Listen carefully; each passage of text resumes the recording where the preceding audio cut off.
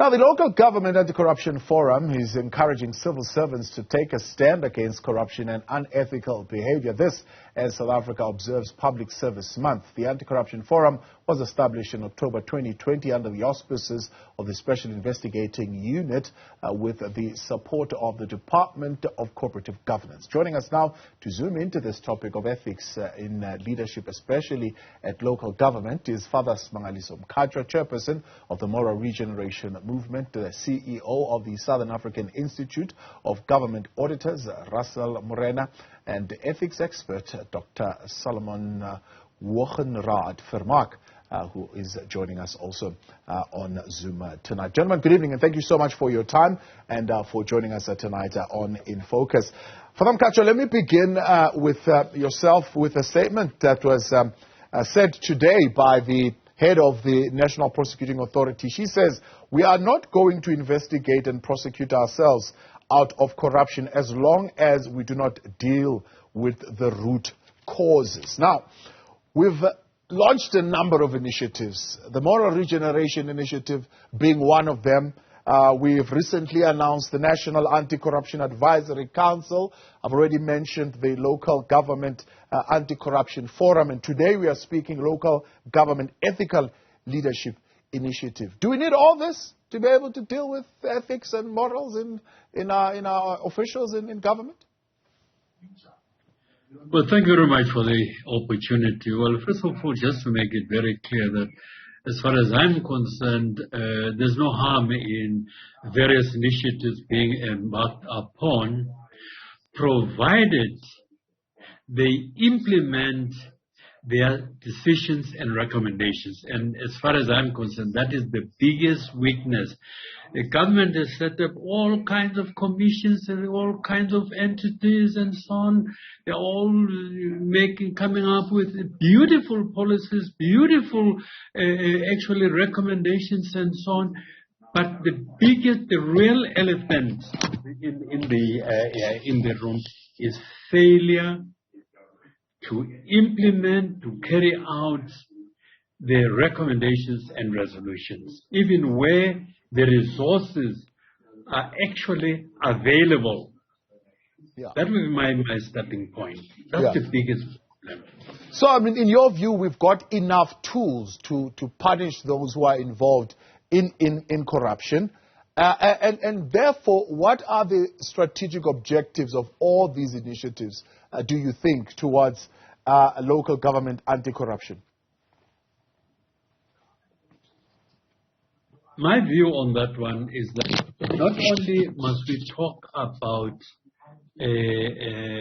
punishing the offenders, the criminals, because they really are criminals, but we must also be exploring ways and strategies of how best to ensure that, especially at the level of municipalities and so on, that governance works efficiently. Because as long as you don't have that instrument working efficiently, it's going to be very difficult to fight corruption effectively. And that's why, for example, we have another initiative which was also launched today alongside the one from COCTA, which is it is a very interesting name. It's called the Local Government Ethical Leadership Initiative. That's right. We were also given an opportunity to make an input. By the way, I'm chairing that one as well. Yeah. Now, the difference then here is that this second initiative is actually going to the heart of the problem, and it is actually saying, not only should we have leadership at the local level that is ethical, but we should also have a leadership that bases its operations, its work on a principle rather than a set of rules. We need to ensure that at that level, the system actually works. And not only simply in the sense of making sure people don't steal money, don't thieve, and so on and so on, which of course we must, and that's why we need the SIU and other entities and so on, but simply to ensure that the system itself is driven by ethical principles. Which they call, you could also call maybe values. And there are, 1, 2, 3, 4, 5 or 6 or so that have been identified. Integrity, community-centeredness, diligence, accountability, and courage. Do we just go to a shop and buy these things and instill them in people? Can we pray them into people? Are they going to happen by osmosis? How do we put these values, these principles in the people that lead us? Okay. First of all, you must appoint a leadership that is ethical. Now, ethical, not only does it mean that they themselves as individual leaders should be ethical, but that they should transmit those ethical principles into the governance system itself. And that is very, very important, because the advantage of having a system like that is that whether your municipal manager or your mayor is corrupt or not, the system has a way of protecting not only itself, but protecting the resources that are meant for to promote the common good of people. Now, whether they remain in their positions or not, if that governance system is intact and operational, I think we have a fairly good chance of ensuring that the culprits are arrested, that they are put through disciplinary actions and so on, and that action, appropriate action against them is taken, and that action is fair and just and transparent. Dr. Vermaak, does it take all this to get some ethical leadership into public service? I mean, do we have to have so many structures, so many forums, so many initiatives just to get people to behave in an ethical way? Thank you for the opportunity and good evening.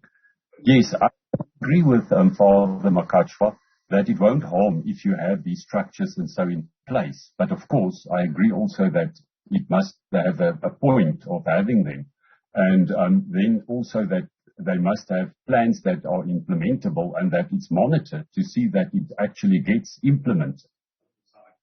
So beyond signing a pledge and the writing very good principles and values in the code of ethics, how else do we infuse the culture and the spirit of ethical leadership, especially at local government? If you look at the aim or the objectives of the unit that I am heading in the DPSA, which is the Public Administration, Ethics, Integrity and Disciplinary Technical Assistance Unit, we have two fundamental strategic priorities. And the one is to build an ethical administration, and that is the question that you're asking. And then the second one is to address corruption. And the point of view that we have is if you build an ethical public administration, you actually kill the possibility for future corruption because you will have ethical people. So how we do it is by having ethics infrastructure in place. You need to build an ethics infrastructure in the departments where that infrastructure will be your eyes and ears on the ground that will look and see whether there is ethics and integrity implemented. And this ethics infrastructure is the ethics officers that must be appointed in terms of the Public Service Act, and then also an ethics committee that will oversee that the ethics officers are actually doing their work. But then you also need to have, like Father Mkhatshwa said, you need to have ethical leaders because that is where the tone is set. It's at the top. And then when you have your ethics infrastructure in place, you must have a proper ethics management program.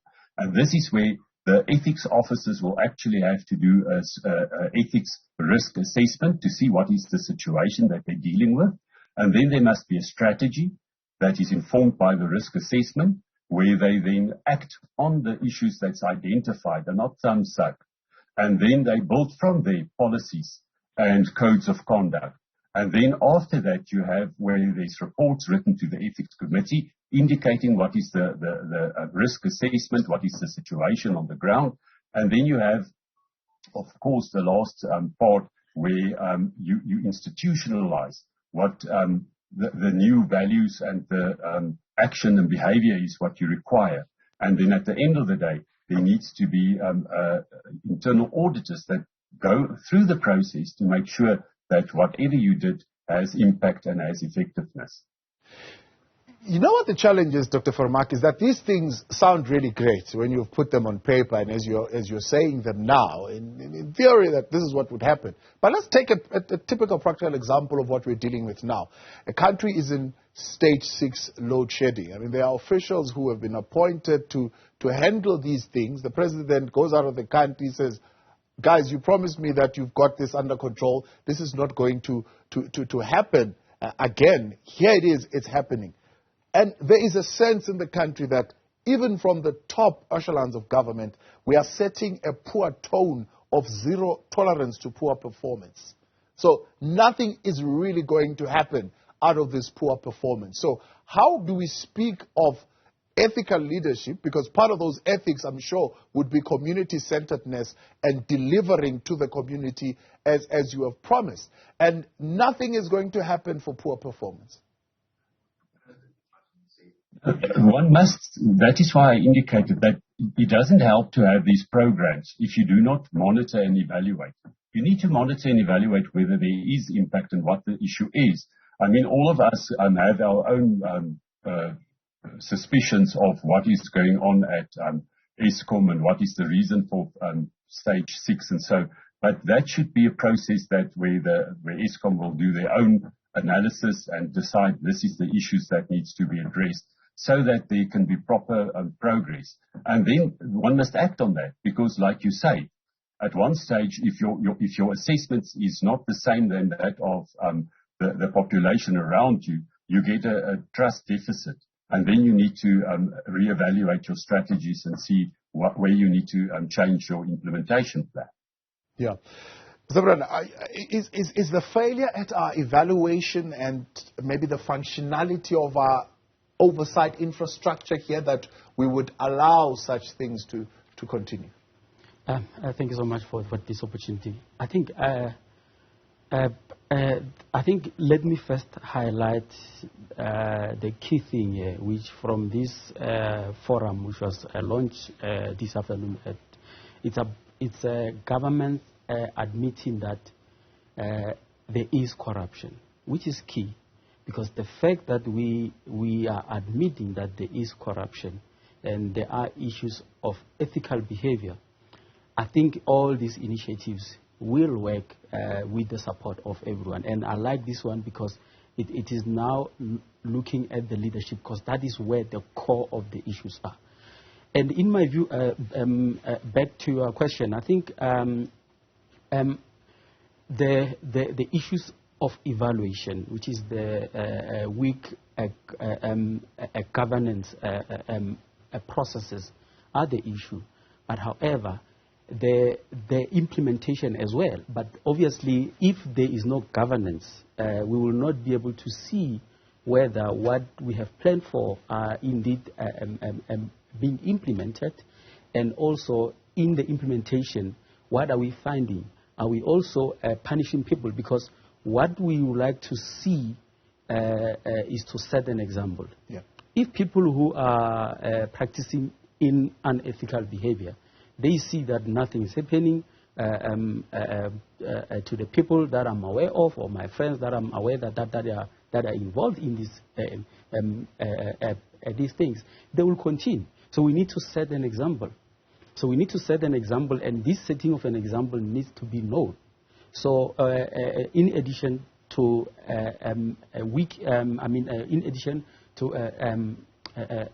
a governance, we also need to report. People need to know that if you do wrong, you are punished, and this is what's going to be punishment. But we are not seeing many of those. Yeah. So, yeah. And I'm asking that because is it because there is a gap, I suppose, in terms of the information, as Dr. Vermaak says, that we have around this? Because you can't thumbsuck and say, well, we punish you. What are we punishing you for? So is there a sense that there is a gap in the information that we have to be able to hold these people accountable? And if so, what is causing that gap? I think mainly if we look at local government, it's capacity. Internal capacity. I think capacity at local government is a problem. And as long as that is still a problem, we will not be able to achieve all these initiatives. So these initiatives that are coming out there are good, but if there are no people who are going to ensure that they are implemented as well, we have to go outside to get consultants, whereby these consultants, when they come in, there is no transfer of skills. That is where the problem is going to be. So every now and then, we're going to continue crying about capacity, where this capacity is key, because that's when we need to implement. So therefore, for me, it is about capacity where there are issues. And at times, when we go and consult outside to get experts, we need to ensure that in these initiatives that there are processes in place to ensure that there is transfer of skills, which is what the Minister of COGTA spoke about during the SAIGA conference, which we had last week, whereby she appealed to the professionals, in particular to us as SAIGA, to say, how can you assist the local government with the capacity challenges? Yeah. So that is where the issues are. Father Mkhatshwa, help us here. I'm hearing a lot of people who are, for example, looking at the current situation of Eskom, against that we make it a little bit more practical, and the lack of delivery. And there are people are saying, as long as there are certain political powers who are benefiting from the dysfunction, the right things that need to be done at our SOEs or at Eskom in particular are not going to get done, indicating that there is still no clear respect between the political and the administration. So help us to navigate this space. If you're saying you're bringing in this ethical leadership initiative, how does it intersect that particular discipline, that barrier that is seemingly there between those who are politicians respecting ethical leaders who would want to carry out administration and do the right things that are supposed to be done?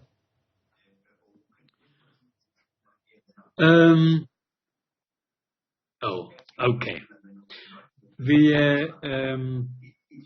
Let me right away say that whilst the technical expertise is very, very, very, very important, expertise and experience, very important, I think the problem that we're talking about here goes much deeper than that, in the sense that even your technical experts can be corrupt.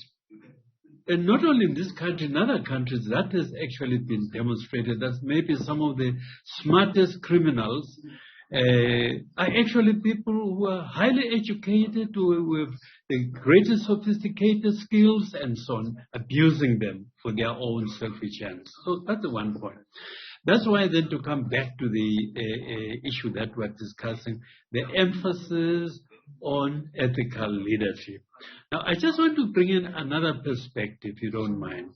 The other perspective is that these guys who are employed in the municipalities, because we're talking about municipalities, we can be talking about government as a whole, but we're talking now specifically about the third sphere of government. They come from the society. And that's where then MRM comes in, to say that there are certain values that we need in society to ensure that our behavior as individuals, as a community, but also as a nation, are guided by these commonly shared values.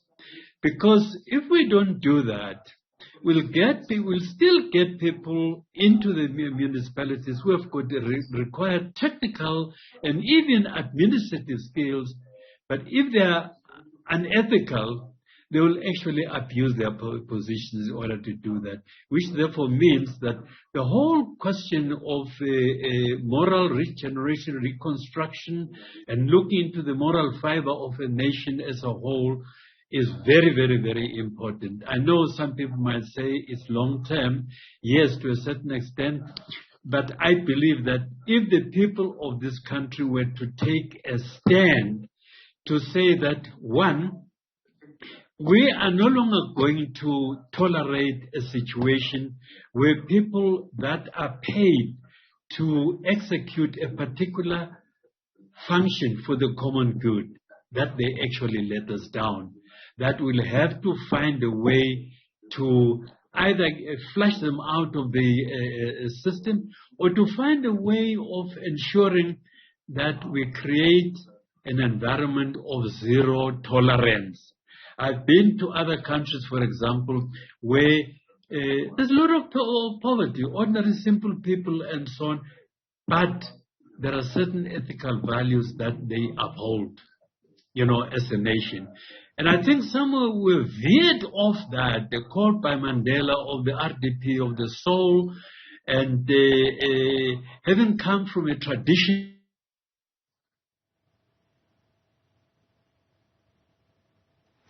Right, we seem to have lost Father Mkhatshwa there on that connection. Try getting back in just a moment. Well, let's talk your experience as well on this 072-110-5584. Are you finding these initiatives to be helpful, right? There's a lot of ground that has been covered. Some initiatives have also come back with some report in the sense of what the communities feel should be prioritized at local government. For you, what does ethical leadership in local government look like? Send us your thoughts. 072-110-5584.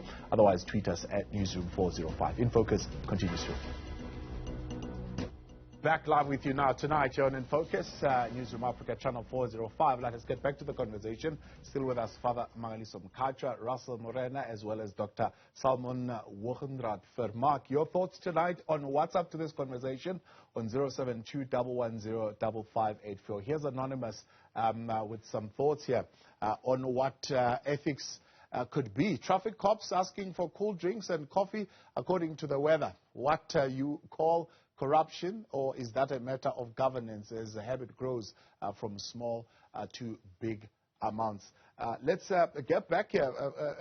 Dr. Salomon, let's talk about that. I mean, one of the biggest issues is, of course, who you appoint into these particular positions, right? And irregular appointments, and by the way, what we've learned is not an ANC problem, or a DA problem, or whatever party is in power. It's just generally a thing that happens with whoever is in power, that irregular appointments happen. So you hear of people being appointed without the necessary qualifications, and you hear the political parties themselves insisting on those individuals holding that position. Again, there's no respect in that boundary between what is political and what is administration. How do you bring back that respect? I mean, is it a policy thing that you put in? But even if it's a policy thing, how do you ensure that it is respected? Yes, I think if you talk about the issue of whether taking a cool drink for work that you're supposed to do, whether that's ethical or not, or corruption, definitely, the people that you get into the system is what you sit with. I always say to the people when we do training on ethics, if you get a doctor who has a false certificate and he's not trained to do the work that he will be paid for, then you get the situation where either the doctor never will pitch up for the work, he will never start operating, there will always be excuses around that. And that causes disruption in the workplace, because you actually lose a person, a body that you can use for service delivery. The other extreme is where the person actually then ends up doing an operation, and at the end of the day, a person dies. So the recruitment part is the most important part, where you need to look at the recruitment policies and strengthen that, so that you look at also testing ethics and integrity during that process, and do, of course, a thorough screening of the person's background, the person's qualifications, and so forth. Yeah. I suppose that the method of cold drink or coffee, depending on the weather, has also been institutionalized. So what do you teach? How do you teach a new culture or institutionalize a new culture when there's already clearly a particular culture that has been institutionalized? This is where the example is also set by the top, where the leadership must take the active decision against a person like that. But when you look at the training, for example, if you look at police training on that, you need to get those people to understand that you're not there just because you want to gain a salary. The reason why you're there is you actually want to deliver a service to people around you, so that you speak to the heart of the person and make the person understand what that action of the person is and what harm it causes. Because I think sometimes people just, they don't understand, first of all, what the impact of their actions are. And the second thing is they're allowed to get away with that, where the managers do not take action against those people. So for me, it's a combination of the two, where you really need, like Father Mkhatshwa said in the beginning, it's not only punitive measures that you need to institute. You need to make a person understand what is your role in this value chain, so that everyone can see what is their part, and that you understand when you do an action like taking a bribe, what it actually does to the trust in the work that you do, in the communities, and all of that, so that there's a better perception around that.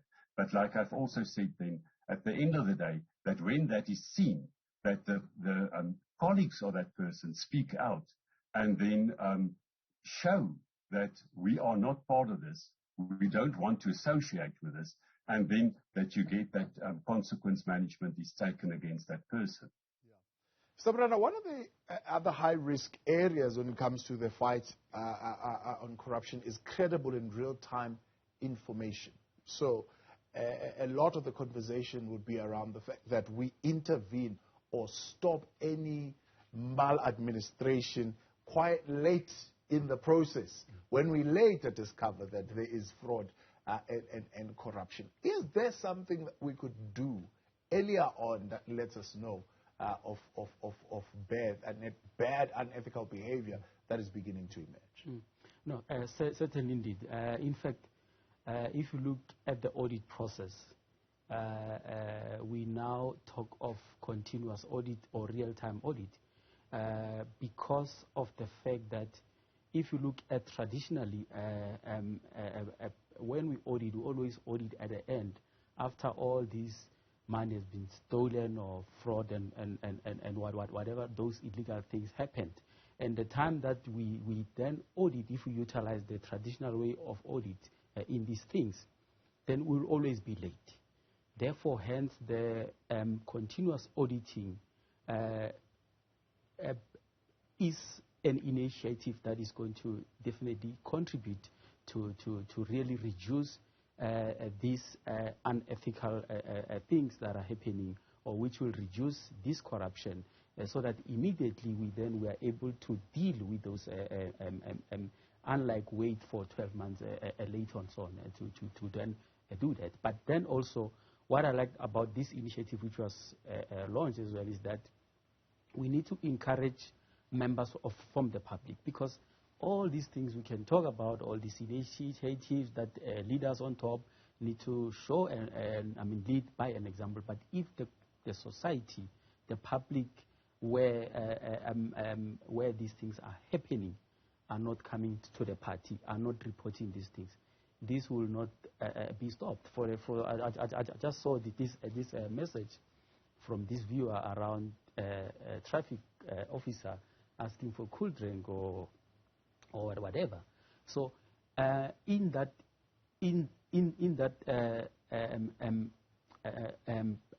situation, a member of the public. Remember, this is happening to a member of the public. And a member of the public is the one who can then take the initiative. So hence now they are anti-corruption lines, whereby as members of the public can call anonymous, because we also don't want to be known for fear that maybe we can be attacked and so on. Yeah. So it is a collaboration from both members of society, but importantly, these governance processes, for example, in auditing, when we now audit, continuous auditing will, in the long term, assist in dealing with this. It might not show an impact currently, but in the long term, we will fight this and win. Father Mkhatshwa, this new initiative now that you're chairing, local government ethical leadership initiative, how are you taking that to the communities and the communities participating in it? Yes, we're in the process of, ongoing consultation. We're consulting with the local government practitioners, consulting with the broader society, civic organizations, and so on.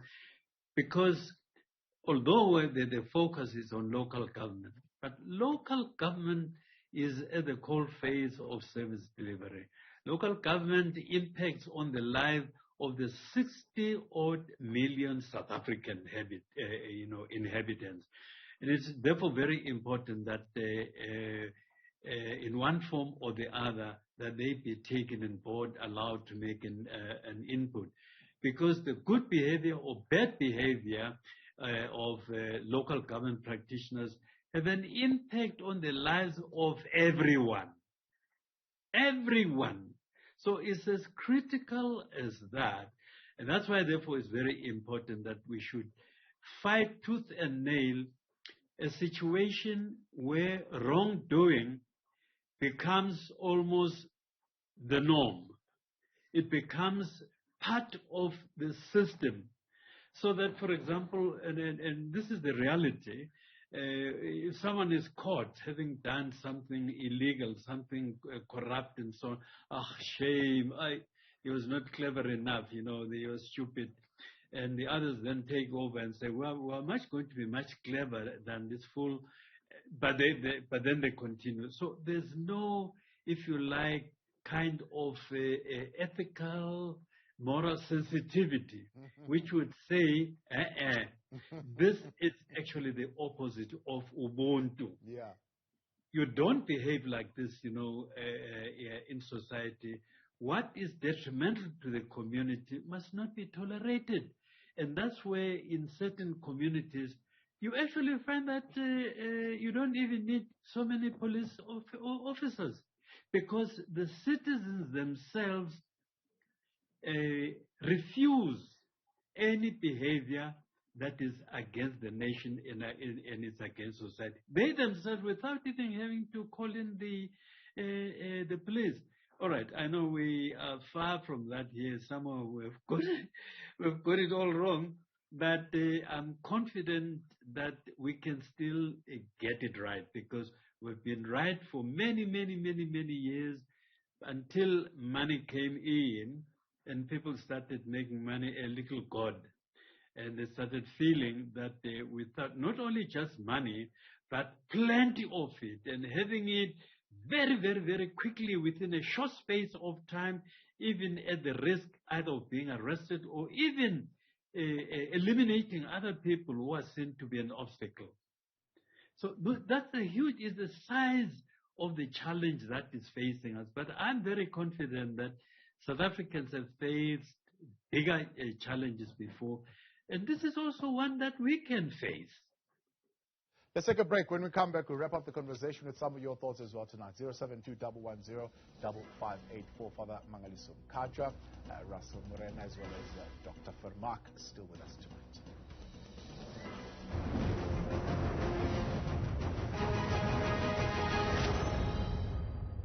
Back tonight on In Focus. Let's wrap up the conversation then. Father Smangaliso Mkhatshwa, Russel, Morena, Dr. Salomon, Hoogenraad-Vermaak. Let's go to Twitter, rather WhatsApp, and check what you have been saying tonight as we gather our final thoughts. Mutibi saying, ethical behavior must be taught at school and at entry-level positions. Politicians and senior public servants know exactly what is right and what is wrong and good and bad. There are systems and SOPs as well as delegation of authority according to which business must be carried out. Failure to adhere to those must be punished and expeditiously so, period. Thanks, Mutibi.